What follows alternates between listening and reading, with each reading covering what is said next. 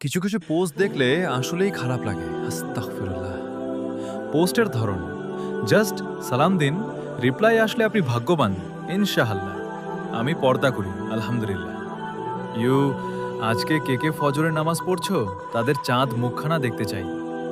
১ ঘন্টায় ১,০০০ আল্লাহর পাগল দেখতে চাই। মহানবী সাল্লাল্লাহু আলাইহি ওয়াসাল্লামকে ভালোবাসলে একবার তার নামটা লিখে যান। যেই পোস্টটা পড়ছেন একবার হইলেও আল্লাহ নামটা লিখে যান।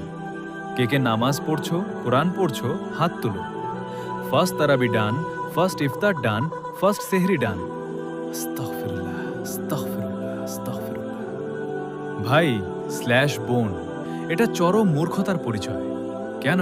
আপনারা কি পাবলিসিটির জন্য আল্লাহর ইবাদত করেন? আর যারা কমেন্ট না করে তারা কি জীবনে নামাজ পড়ে না নাকি? তারা আল্লাহ ও রাসূলকে ভালোবাসে না? আল্লাহর ইবাদত যত গোপনে করবেন আল্লাহ তত খুশি হবে। ইসলাম আমাদের বলে তুমি এমনভাবে দান করো যাতে ডান হাতে দান করলে বাম হাতও টের না পায়।